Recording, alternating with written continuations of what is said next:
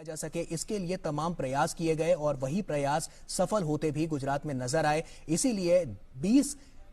सालों से भी ज्यादा गुजरात में यहां पर बीजेपी की सत्ता में हमेशा बीजेपी काबिज रही और ऐसे में हम अगर बात करें तो अब ये दूसरे चरण का जो मतदान है वो काफी महत्वपूर्ण है। प्रधानमंत्री नरेंद्र मोदी पूरा प्रोटोकॉल फॉलो करते हुए आगे बढ़ते हुए और अब से कुछ ही मिनट में अपने मताधिकार का प्रयोग करेंगे और उसके बाद गुजरात में 8 तारीख को उसके नतीजे आएंगे। तो ऐसे में तमाम ताकतें जो यहां पर सियासी दलों की देखने को मिली थी उसमें बीजेपी ने एड़ी चोटी का जोर लगाया, क्योंकि गुजरात के मॉडल को अंतर्राष्ट्रीय स्तर पर एक बड़ी पहचान मिली है प्रधानमंत्री नरेंद्र मोदी के नेतृत्व में। बिल्कुल, तो आम जन से जन जन तक पहुंचने की प्रधानमंत्री का जो ये सफर है वो हम देख पा रहे। देखिए, उनसे पहले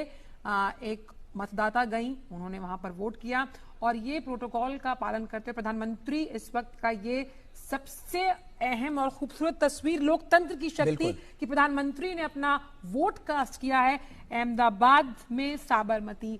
इस विधानसभा सीट से। और ये देखिए, प्रधानमंत्री ने अपना वोट कास्ट किया और आज के पूरे दिन की सबसे अहम लोकतांत्रिक शक्ति के परिचय के रूप में ये सबसे बड़ी तस्वीर, जब वो निशान पब्लिक स्कूल पहुंचे, अपना वोट कास्ट किया, आम जन की तरह लाइन में लगकर, किसी को भी परेशानी ना हो। ये जो वीवीआईपी कल्चर, इसको खत्म किया